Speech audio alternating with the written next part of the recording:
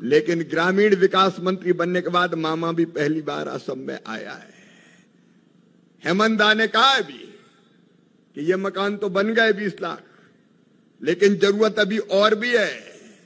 आप बताओ बहनों और भाइयों, हर गरीब का पक्का घर होना चाहिए कि नहीं होना चाहिए?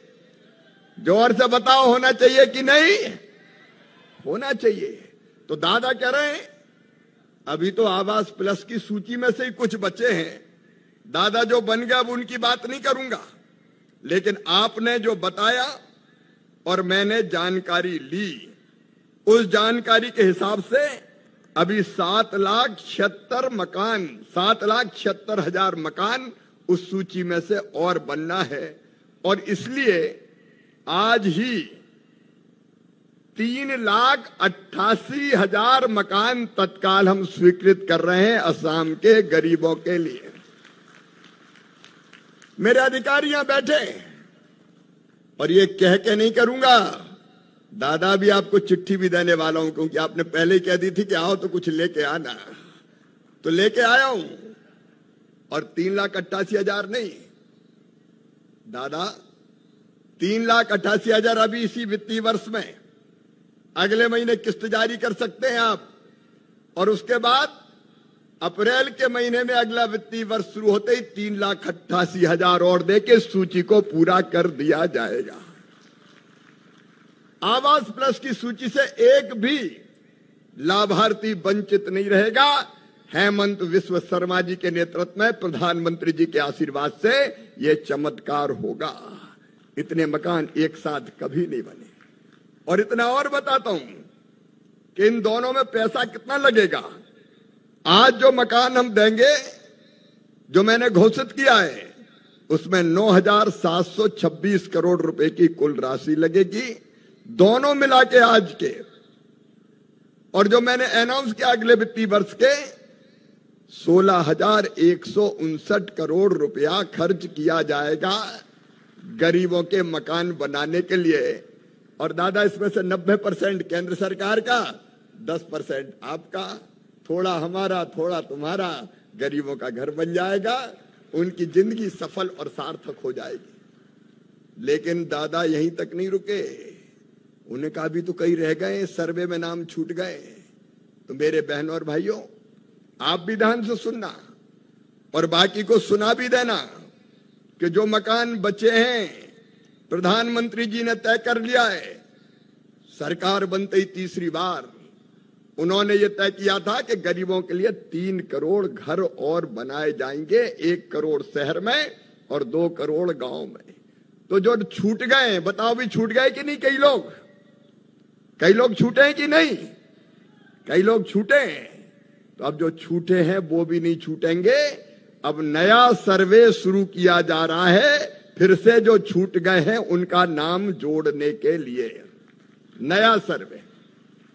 और नए सर्वे में भी 3 संशोधन किए। दादा 3 संशोधन किए हमने, रणजीत जी भी सुन रहे हैं। नंबर 1, यहां लखपति दीदी अभियान चल रहा है। पहले पीएम आवास योजना में यह तय कर दिया था कि 10,000 रुपया हर महीने से ज्यादा जिसकी आमदनी होगी उसको मकान की पात्रता नहीं रहेगी। अब 10,000 रुपया तो हमारी लखपति दीदियां ऐसे ही कमा लेती है। अगर इसी सीमा को मान लिया तो ये तो मकान की दौड़ से बाहर हो जाएंगी। और इसलिए तय किया कि 10,000 नहीं, 15,000 रुपए तक भी हर महीना कमाए तो भी मकान उनको दिए जाएंगे, सर्वे में उनका नाम जोड़ा जाएगा। एक बात और थी पुराने सर्वे में कि अगर किसी के पास मोटरसाइकिल 2 व्हीलर अगर है तो उसको मकान नहीं दिया जाएगा। अब 2 व्हीलर तो हर एक के पास है। गरीब भी मजदूरी करने जाता है तो आजकल तो मोटरसाइकिल पर बैठ के ही जाता है, तो 2 व्हीलर में तो कई बाहर हो जाएंगे। और इसलिए हमने फैसला किया है कि 2 व्हीलर जिसके पास होंगे उसको भी मकान दिया जाएगा। और तीसरी चीज, और छोटे छोटे किसानों ने क्या, उनका क्या दोष है? 2.5 एकड़ तक सिंचित जमीन वाले और 5 एकड़ तक अनएरिगेटेड असिंचित जमीन वाले जो किसान हैं उनको भी घर दिए जाएंगे, ताकि छोटे छोटे किसानों को भी घर मिल सके। अब ये 3 शर्तें और हटा के अब हम सर्वे करेंगे। लेकिन दादा सही सही बोलते हैं, कोई चीज छुपाते नहीं है। उन्होंने कहा कि कई बार नीचे जो सर्वे करने टीम जाती है वो ही गड़बड़ कर देती है। अब ये गड़बड़ बिल्कुल निर्मूल होनी चाहिए और उसके लिए दो काम हम कर रहे हैं। एक तो सर्वे करता है अमला, मतलब रेवेन्यू का हो, पंचायत ग्रामीण विकास का हो, लेकिन अब हितग्राही जिसके पास घर नहीं है, कच्चा घर है, वो खुद भी सर्वे कर सकता है। मेरी बात सुनी कि नहीं आपने? खुद भी सर्वे कर सकता है। नहीं, कई के नाम छोड़ देते हैं। कई तरह के परिवर्तन हमने किए थे। जैसे टीन की पहले छत होती थी तो कहते थे इसको मकान नहीं मिलेगा तो पक्का है, वो भी अब कच्चे की श्रेणी में है, उसमें भी कई मकान मिले। लेकिन मैं सर्वे की बात कर रहा था।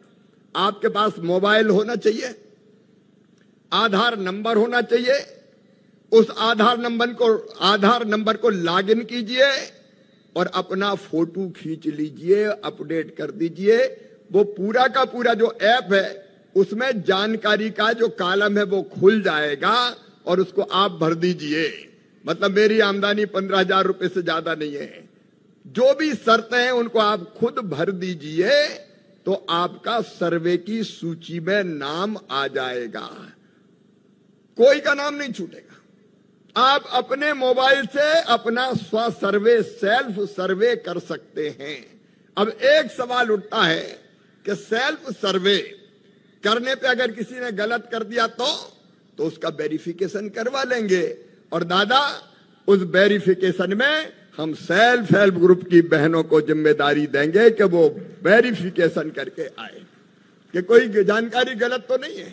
विभाग अपनी तसल्ली कर लेगा, लेकिन बहनें भी जाएंगी, क्योंकि मेरा विश्वास है कि बहन कभी गलत काम नहीं करती। जो सच होता है उसी को सच बताती है।